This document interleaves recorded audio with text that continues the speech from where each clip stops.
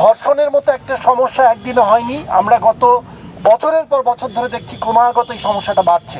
তাহলে কেন এটা হচ্ছে এবং সরকার কি করা উচিত? আমরা মনে করি এই সরকার প্রথমেই জিরো টলারেন্স, একটু আগে যেটি আমাদের একজন বন্ধু বললেন, একজন বান্ধবী বললেন, একজন ছাত্র বললেন, ছাত্রী বললেন, যে কোনো অবস্থাতেই যখনই ধর্ষণের ঘটনা ঘটছে সেটার বিচার হতে হবে এবং বিচার হবার পর সেই বিচারটা মিডিয়াতে প্রচার হতে হবে। ধর্ষণের ঘটনা যখন ঘটে সেই ঘটনাগুলো আমরা মিডিয়াতে দেখি, কিন্তু যখন শাস্তি হয় সেগুলো মিডিয়াতে আসে না, এগুলো মিডিয়াতে আসতে হবে। দ্বিতীয়ত, সরকারকে মনে রাখতে হবে আইন যথেষ্ট পরিমাণ আছে, কিন্তু এই আইনের প্রয়োগ করতে হবে। কেন করতে পারেন না? কারণ অধিকাংশ সময় আমরা দেখেছি ধর্ষণের ঘটনাগুলোর সাথে রাজনীতি কোনো না কোনোভাবে জড়িত হয়ে যায়। এবং মনে রাখতে হবে, কিছুদিন আগে যে ঘটনা আমরা দেখলাম, একটি দল, সেই দলের কর্মী সে ধর্ষণের ঘটনা ঘটিয়েছে, আরেকটি দল তাকে বাঁচিয়ে দিয়েছে। তার মানে মনে রাখতে হবে কোনো দলেই ধর্ষক কিন্তু আপনাদের দলের জন্য ভালো কিছু না।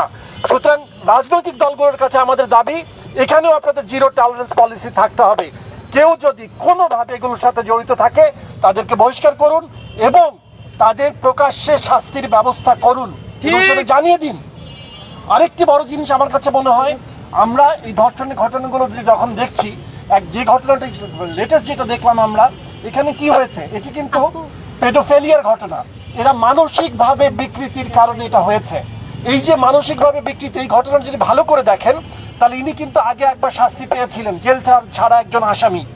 আমাদের দেশে যারা জেল থেকে বেরিয়ে আসে এই ধরনের ঘটনা ঘটিয়ে, তাদের কোনো রেজিস্ট্রি রাখা হয় না।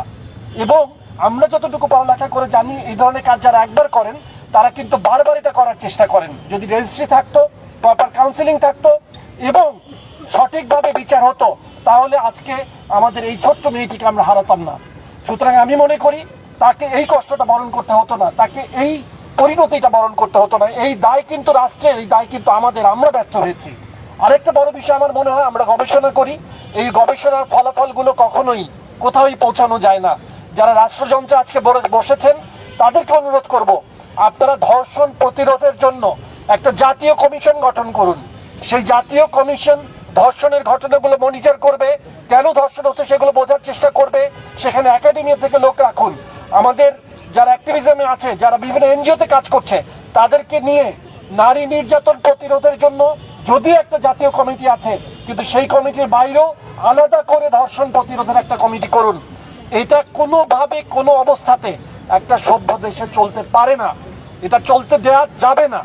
সেটার জন্য রাজপথে যেন মানুষকে নামতে না হয়, সেটার জন্য কতবার মানুষ রাজপথে নামবে সেই প্রশ্নটাও আমি এখানে রাখতে চাই। আমার ফাইনালি যেটা বলতে চাই, আমাদের বিভাগের সবার তরফ থেকে, এটাই যেন শেষ ঘটনা হয়। এরপর যেন আর কোনো ঘটনা এই দেশে না ঘটে। যে ঘটাবে, যেখানে ঘটাবে, প্রকাশ্যে তাদের শাস্তির ব্যবস্থা করুন এবং রাষ্ট্রীয় পর্যায় থেকে সবাইকে জানিয়ে দেন তাদের শাস্তি কি হয়েছে। আর একটা কথা আমার যেটা মনে হয়, যখনই আমরা এখানে এসে দাঁড়াই, যখনই আমাদের মেয়েরা রাস্তায় নামেন, যখনই আমরা তাদেরকে দেখি, কোথাও না কোথাও কোনো না কোনোভাবে আমরা দেখি ধর্ষণের ঘটনাগুলো কিংবা যেগুলো ভায়োলেন্সের ঘটনাগুলো ঘটে, সেগুলোতে পলিটিক্যাল পার্টির লোকজনই ডিরেক্টলি কিংবা ইনডিরেক্টলি ইনভলভ থাকে। পলিটিক্যাল পার্টিগুলো তাদের যারা কর্মী রয়েছেন, অনুরোধ করব তাদের জন্য আপনারা জেন্ডার ট্রেনিং এর ব্যবস্থা করেন, জেন্ডার অ্যাওয়ারনেসের ব্যবস্থা করেন। তারা যেন জানেন কোনটা ভায়োলেন্স কোনটা ভায়োলেন্স না। অনেকে আছেন যারা জেনে ভায়োলেন্স করেন, অনেকে আছেন যারা না জেনেও ভায়োলেন্স করেন। সুতরাং এই ছোট্ট ছোট ভায়োলেন্সের ঘটনাগুলোই কিন্তু একটা সময় ধর্ষকের জন্ম দেয়। একজন মুখে যখন কথা বলছে বাজে, সেই বাজে কথাটাই এক সময় তার ভেতরে ধর্ষকের মনোবৃত্তি তৈরি করে এবং একসময় সে ধর্ষকে পরিণত হয়। সুতরাং এখন সময় এসছে আমাদের রাষ্ট্রীয় পর্যায়ে প্রত্যেকটা স্কুলে, কলেজে gender awareness, self reflexive training চালু করার, যেন ছেলেমেয়েরা জানেন যে কিভাবে ধর্ষক হয়ে ওঠার মনোবৃত্তিটা, মানসিকতাটা ছেলেদের মধ্যে তৈরি হয়। আর সবশেষে এটা বলবো, আমি যেহেতু এটা নিয়ে দীর্ঘদিন ধরে কাজ করছি, পৌরুষ বা পুরুষদেরকে নিয়ে আমাদের এখানে নারী নির্যাতনের ঘটনাগুলো অবশ্যই এগুলো প্রতিরোধ করার জন্য নারীদের সুসংহত হতে হবে, সংগঠিত হতে হবে, সামনে আসতে হবে। কিন্তু একই সাথে এখন সময় এসছে আমাদের ছেলেরা কেন ধর্ষণ করছে, কেন এই ধরনের নির্যাতনের সাথে জড়িয়ে পড়ছে, সেগুলো প্রপারলি বোঝা এবং সেগুলো যে নিয়ে রাষ্ট্রীয় পর্যায়ে একটা পরিকল্পনা গ্রহণ করা, যেন আমাদের ছেলেদেরকে আমরা এই বিষয়ে অ্যাওয়ারনেস তৈরি করতে পারি, তাদেরকে জানাতে পারি এবং তাদের মানসিক যে বিকাশ, সেই বিকাশ এবং গঠনটাকে সুনিশ্চিতভাবে সুন্দর করে করা যায়। ধর্ষণের মূল অনেক গভীরে প্রথিত।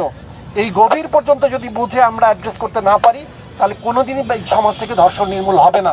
সুতরাং এই বিশেষ অনুরোধ, অবিলম্বে রাষ্ট্রীয় পর্যায়ে এই ধর্ষণ প্রতিরোধ এবং ধর্ষণ নির্মূলের জন্য একটা কমিটি গঠন করুন।